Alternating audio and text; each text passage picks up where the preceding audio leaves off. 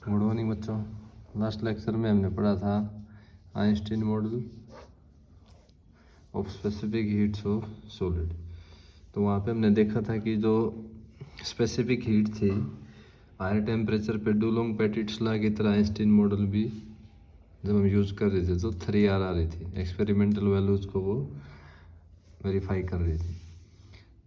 जैसे Dulong petit model था उसके अंदर आपने देखा था कि लोअर टेम्परेचर पे जो स्पेसिफिक हीट है वो वेरी कर रही थी टेम्परेचर के साथ, जबकि डुलोंग ने ऐसा कहा था कि उनकी जो स्पेसिफिक हीट होगी सॉलिड की वो 3R होगी, लेकिन लोअर टेम्परेचर पे वो फेल हो रही थी आपकी थ्योरी।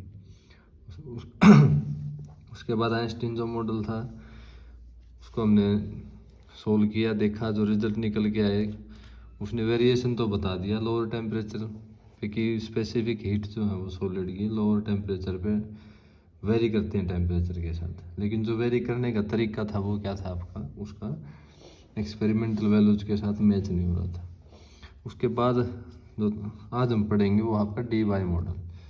तो डी बाई जो आपका मॉडल है, जैसे हम पीछे अजम्पशन करते आ रहे थे कि जो आपके एटम्स होते हैं सॉलिड के अंदर हम उनको as a single oscillator treat करते थे हम, दोनों ही केस में, डुलोंग में भी और आइंस्टीन मॉडल में। लेकिन डी बाई जो मॉडल है उसके अंदर जो अजम्पशन है वो देखते हैं हम क्या है। तो वहाँ तो हम कह रहे थे कि जो आपका एटम था वो सिंगल यूनिट था, या कह सकते हो सिंगल हार्मोनिक ऑसिलेटर था पिछले दोनों केसेज में। लेकिन यहाँ पे जो डी बाई है वो कहता है कि ऐसा नहीं हो सकता कि जो एक एटम है वो उसका बाकी के जो एटम है नेबरिंग एटम है उनका उसके ऊपर कोई इफेक्ट ना पड़े। तो ये पॉसिबल नहीं है, क्योंकि आप जो फील्ड होता है वो तो सभी एटम के ऊपर लगता है, ये नहीं है कि वो एक पे लगता है, तो एक का इफेक्ट दूसरे पे जरूर आएगा। तो ये बात डी वाई ने कही है।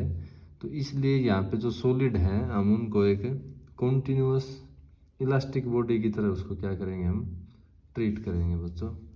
तो ये सबसे फर्स्ट अजम्पशन क्या है कि जो आपका सॉलिड होगा वो क्या होगा,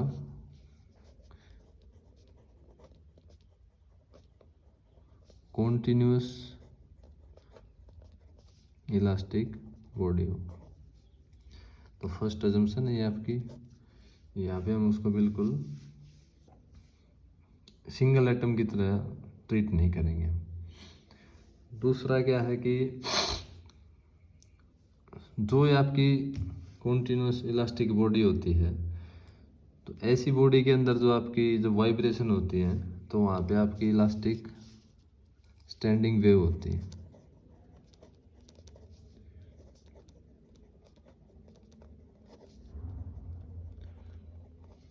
और जो आपकी इलास्टिक स्टैंडिंग वेव होती है ये भी बच्चों दो टाइप की होती हैं, एक तो आपकी होती है लॉन्गिट्यूडनल और दूसरी होती है आपकी ट्रांसवर्स। तो ये हमारी सेकंड अजम्पशन थी।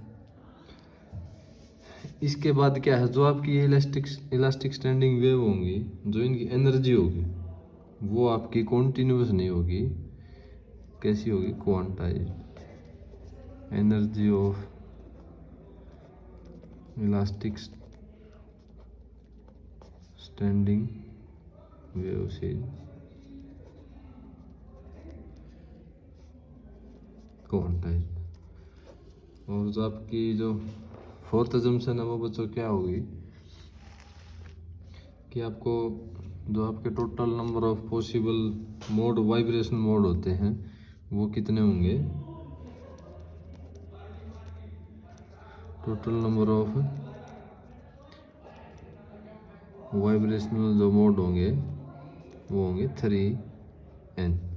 आप ये भी कह सकते हो कि जो आपकी यहाँ पे डिग्री ऑफ फ्रीडम होगी वो कितनी होगी, 3n। जैसे हम पीछे मानते आ रहे थे इसको 3n one dimensional harmonic oscillator. जो लास्ट अजम्पशन है बच्चों वो क्या है, डी वाई ने कहा कि एक सर्टेन कोई फ्रीक्वेंसी होगी जिसको नाम दिया है हमने म्यू डी, और इसको बोलते हैं डी वाई फ्रीक्वेंसी।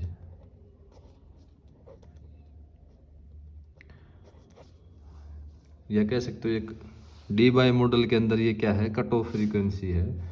जो भी आपकी वाइब्रेशन होंगी उनकी जो फ्रीक्वेंसी होगी वो म्यू डी से ज़्यादा नहीं होगी। ठीक है, तो ये अजम्पशन थी।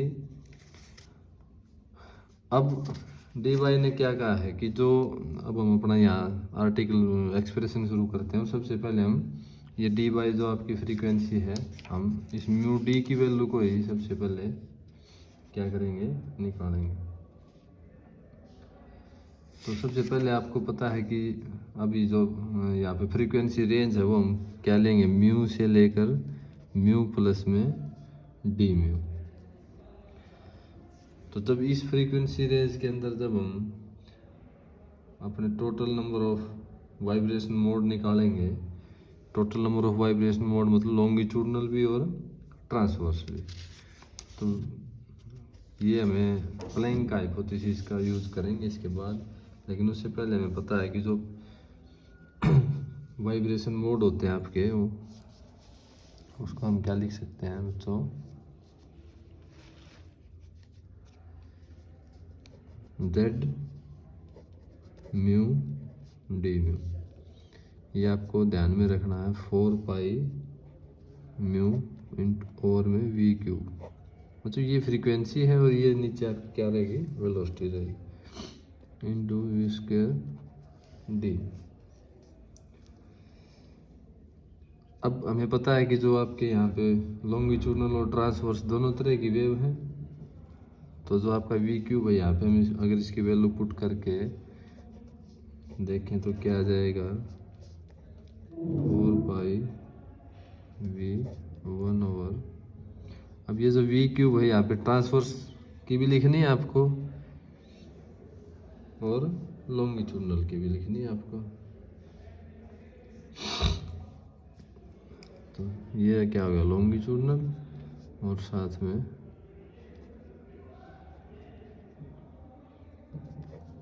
इंटू में वी स्क्वायर डी। दूसरा बच्चों आपको एक ध्यान रखना है कि जो आपकी ये होती है ना, जो ट्रांसवर्स वेव होती है और दूसरी लॉन्गिट्यूडनल वेव होती है, तो इनका जो रिलेशन होता है वो आपका क्या है, इसके अंदर जो ट्रांसवर्स होगी वो कैसी होगी, इसके ट्वाइस होगी। इसलिए हमने यहाँ पे इसमें इसको ट्वाइस कर दिया है। तो ये हमारे पास आ गया total number of possible vibrational modes. तो यहाँ से अब हम इस एक्सप्रेशन को लेके चलेंगे और डी बाई फ्रीक्वेंसी निकालेंगे। डी बाई फ्रीक्वेंसी मतलब ये वाली टर्म हम निकालेंगे। अब आपको पता है कि हमने total number of possible vibration mode निकल यहाँ भी देखे थे, तो वो कितने थे हमारे, 3n। तो अगर हम 0 से मैक्सिमम फ्रीक्वेंसी है म्यू डी, जिसको डी बाई फ्रीक्वेंसी बोलते हैं, ये आपके पॉसिबल मोड्स हैं डी म्यू, और हमने क्या माना था इसको, 3n मैक्सिमम। तो इस जेड म्यू जो हमारा आया है ये, इसकी वैल्यू हम उठा के यहाँ रख देंगे ये, और इसको फिर हम फर्दर सॉल्व करके देखते हैं क्या आता है आगे।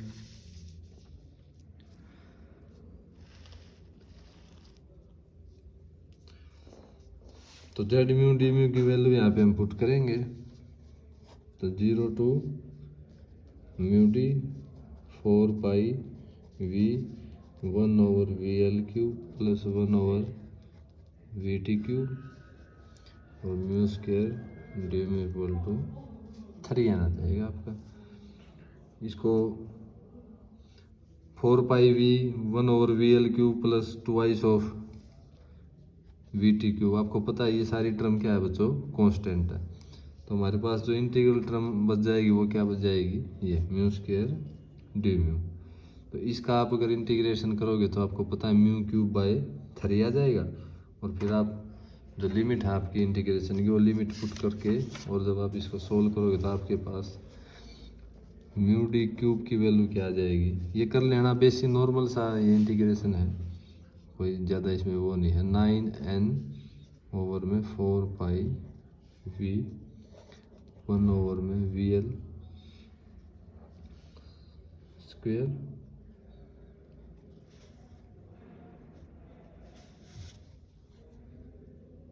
एक सेकंड रुकना बच्चों।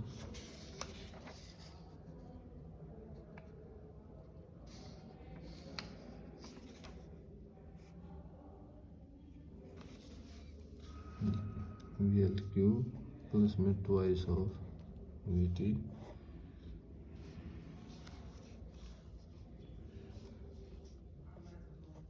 माइनस में 1। तो ये हमारे पास जो वैल्यू आई है आ गई आपकी डी वाई फ्रीक्वेंसी। अब इसके बाद हम यूज करेंगे बच्चों यहाँ पे बोस आइंस्टीन स्टैटिक्स हमारे फाइनल रिजल्ट के लिए। तो बोस आइंस्टीन स्टैटिक्स का आपको पता है, ये इक्वेशन नंबर 1 होगी हमारी। तो अगर वहाँ से एवरेज एनर्जी हम लिखते हैं तो क्या आती है, एच म्यू ओवर में एक्सपोनेंशियल एच म्यू ओवर में के वी टी माइनस 1। ये आपकी होती है बोस आइंस्टीन स्टैटिस्टिक्स। तो अब क्या करना है, हमें एनर्जी निकालनी है हमारी। तो हम इंटीग्रेशन 0 टू म्यू डी ये एनर्जी और साथ में डी म्यू, यहाँ आप वैल्यू पुट कर सकते हो। वैल्यू पुट करने के बाद आपके पास क्या आएगा, जब आप इसकी डी म्यू डी वी की वैल्यू पुट करोगे तो आपके पास जो वैल्यू आएगी वो क्या आएगी, 0 से V D 4 pi V 1 over V L cube plus twice of V T cube और H mu cube exponential H mu over K V T minus 1 into D. यह आ जाएगा। हमने इस डी म्यू डी की वैल्यू यहाँ पे रख दी और ये एच आपको पता है ये है। तो इसको बच्चों आप सोल्व करना है, आपको जो कांस्टेंट है उसको बाहर निकालना है, रीअरेंज करना है और आगे जाके इसको थोड़ा सा इजी करने के लिए आपको एक x है, x को एच म्यू ओवर में के बी टी पुट करना है और एक्स डी को के बी टी बाई एच और वहाँ से एक म्यू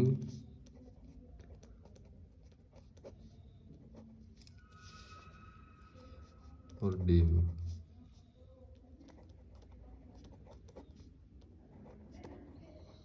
इन सभी वैल्यूज का यूज करके आप इसको जब सोल्व करोगे तो आपके पास बच्चों ई की फाइनल वैल्यू आ जाएगी। मैथमेटिक्स से इसको आप सोल्व कर सकते हो। 9n के बी टी ओवर में एच म्यू डी क्यूब के बी टी 0 से, जब हम इसको एक्स डी में कन्वर्ट कर लेंगे तो हमारी लिमिट म्यू डी से किस में हो जाएगी, ई की x माइनस 1 डी एक्स। तो ये हमारे पास एनर्जी आ गई। अब इसको हम थोड़ा सा और रीअरेंज करते हैं क्योंकि हमें ग्राफ में एक जरूरत पड़ेगी थीटा डी, इसको बोलते हैं डी बाय टेम्परेचर। इसको हम पुट करेंगे तो हमारी एक्स जो अपर लिमिट है वो भी थीटा डी में ही कन्वर्ट हो जाएगी। एच म्यू ओवर डी के बी टी बराबर थीटा डी बाई टी। तो आपके पास रिलेशन थी ये स्टार, ये क्या आ जाएगी आपके पास, E इक्वल टू 9n के B T T by theta D का cube integration 0 to theta D by T X cube E की x माइनस 1 डी एक्स। ये हमारे पास इक्वेशन नंबर 2 आ गई। अब बच्चों इसको आगे सोल्व करते हैं हम। तो आपको पता है कि जो स्पेसिफिक हीट होती है उसको हम सी वी से डिनोट करते हैं, सी वी, और उसको क्या लिखते हैं हम, करली ई बाय करली टी। तो ई की वैल्यू हम निकाल चुके हैं पीछे इक्वेशन में, तो उसका विद रिस्पेक्ट टू टी हम डेरिवेटिव करेंगे तो 9n के B T by theta D cube integration 0 to theta D by T E की एक्स एक्स की 4 डी एक्स ई की एक्स -1 का होल स्क्वायर। तो यहाँ से सी वी की वैल्यू आ जाएगी 3r F D into T by theta D. F D क्या हमने ये जो आपकी कांस्टेंट टर्म थी और ये इंटीग्रेशन था पूरा इसको पुट कर दिया और इसको बोलते हैं डी बाई फंक्शन। तो ये हमारे पास वैल्यू आ गई सी वी की। अब तो दोनों आर्टिकल किए हैं पीछे, उसी की तरह हम इसको भी हायर टेम्परेचर पे और लोअर टेम्परेचर पे इसकी वैल्यू निकाल के देखेंगे।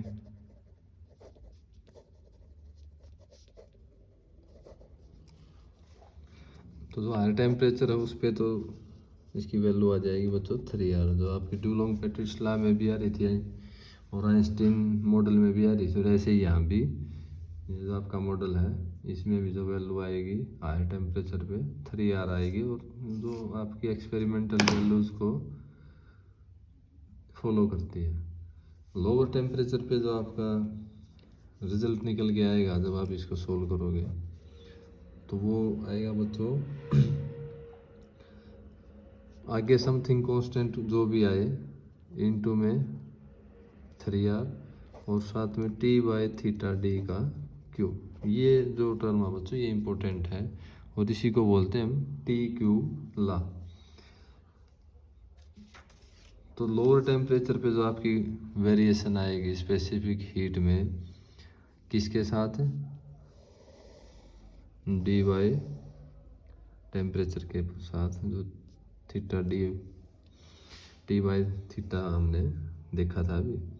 तो इसका ग्राफ बनाते हैं बच्चों कैसे आएगा। तो ये जो आपकी एक्स एक्सिस इस पे हम लोगों को टी बाई थीटा लेना है और इधर क्या हमारी स्पेसिफिक हीट है। तो इसका आप ऐसे ग्राफ आपको ड्रा करना है।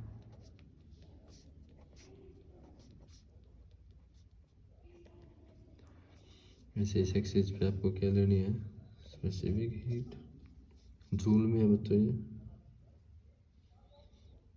Joule mole kelvin.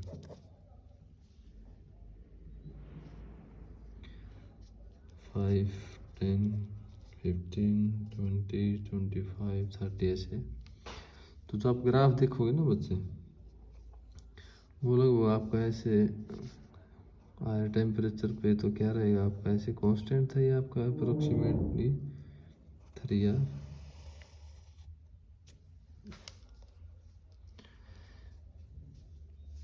तो जो आपने पीछे पढ़ा था हमने आइंस्टीन पढ़ा था उसमें वो ग्राफ आपका इस तरह से आ रहा था ये। तो वो प्रॉब्लम यहाँ पे रिजॉल्व हो चुकी है आपकी कि जो स्पेसिफिक हीट है सॉलिड्स की वो लोअर टेम्परेचर पे टेम्परेचर के साथ डिक्रीज होती है और डिक्रीज भी कैसी होती है टी क्यूब से।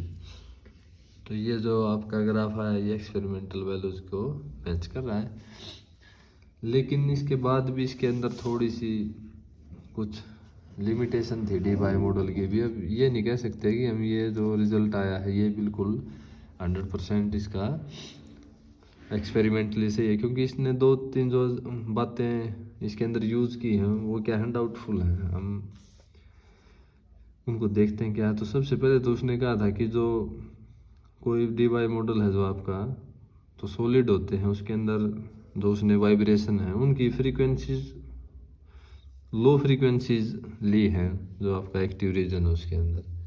तो सभी फ्रीक्वेंसीज को उसने क्या है इसके अंदर ऐड नहीं किया और इसमें हमने निकाला भी है कि जो फ्रीक्वेंसीज होंगी वाइब्रेटिंग एटम की वो म्यू डी होगी, उससे ज़्यादा फ्रीक्वेंसी नहीं होगी।